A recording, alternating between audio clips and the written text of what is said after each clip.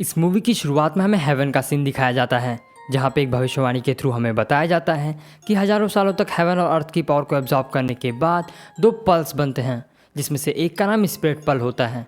ये पल दुनिया की अच्छी और प्योर एनर्जी से बना होता है। इस पल को अगर किसी भी सोल के साथ मिलाया जाए तो इसके मिलने से वो सोल आगे चल के एक अच्छा और पीसफुल सोल बनेगा, जो कि आगे चल के दुनिया से बुराई मिटाने के साथ साथ यूनिवर्स में पीस भी इस्टेब्लिश करेगा।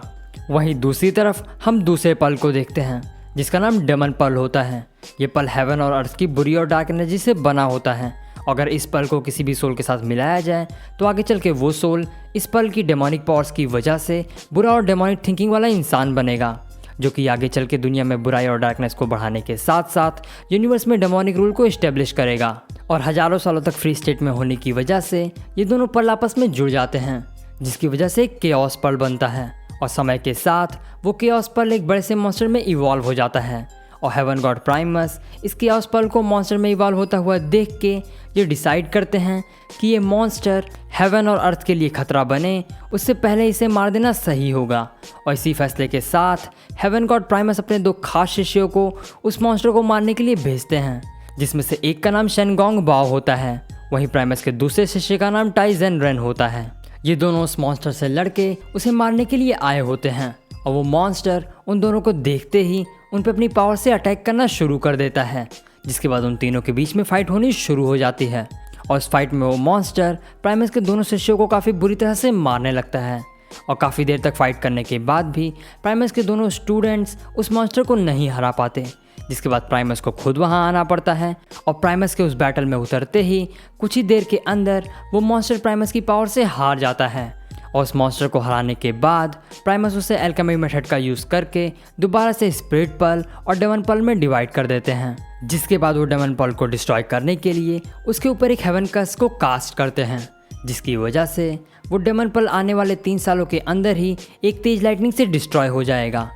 वहीं दूसरी तरफ प्राइमस उस स्पिरिट पल को किंग ली जिंग के यहाँ बॉर्न होने वाले बेटे की सोल से फ्यूज़ करने का काम टाई को दे के उसे कुछ बताने लगते हैं। और ये सब देख के शन प्राइमस के इस डिसीजन से काफ़ी नाराज़ होता है, जिसके बाद प्राइमस टाई को बताते हुए कहते हैं कि इस काम को सही से पूरा करने के बाद तुम कोर्ट ऑफ हेवन को ज्वाइन कर सकते हो, जहाँ पे मेरे अलावा और भी 11 इमॉर्टल गॉड्स बैठते हैं। और जब ली जिंग का बेटा बॉर्न हो तब उसका नाम नेजा रखना। जिसके बाद टाई प्राइमस के दिए हुए आदेश को मान के अपने काम को पूरा करने के लिए निकल पड़ता है। और इसी के साथ में सीन चेंज होता है और हम एक गांव का सीन देखते हैं, जहाँ पे किंग ली और उसकी पत्नी यिन दोनों कहीं जा रहे होते हैं।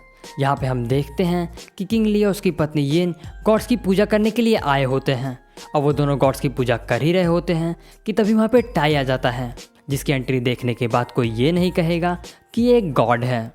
इसके बाद फिर सीन चेंज होता है और हमें किंग ली के घर का सीन दिखाया जाता है, जहाँ पे उस गांव के सभी लोग किंग ली को बधाई देने के लिए आए होते हैं।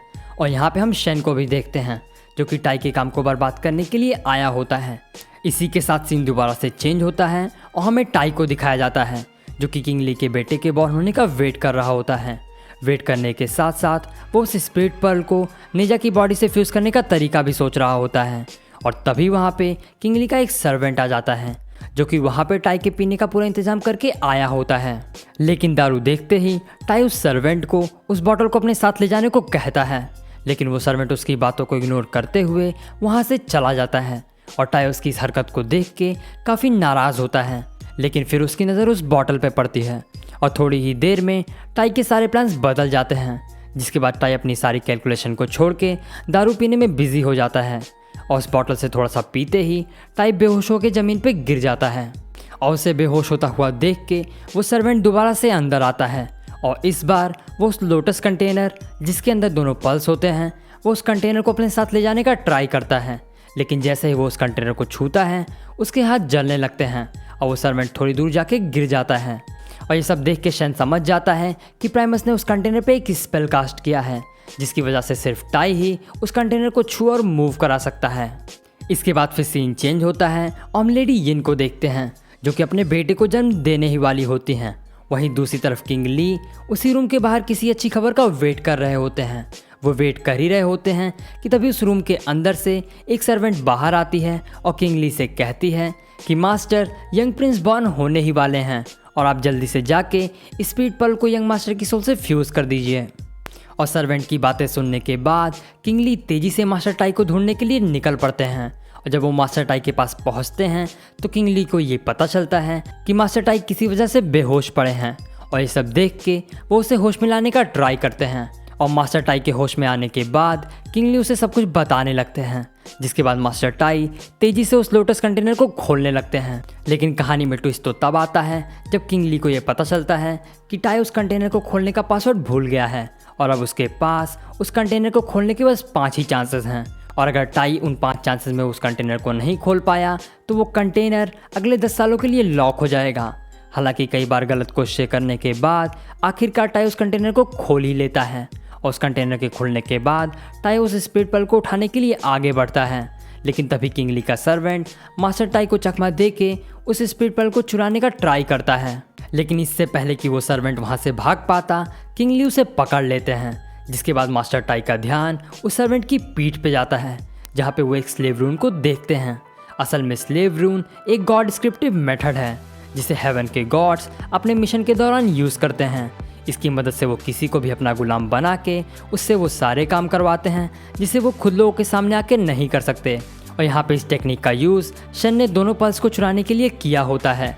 और स्लेव रून को देखते ही मास्टर टाई उस सर्वेंट की बॉडी से वो स्क्रिप्ट हटाने लगते हैं और स्क्रिप्ट को हटाते ही वो सर्वेंट बेहोश हो जाता है।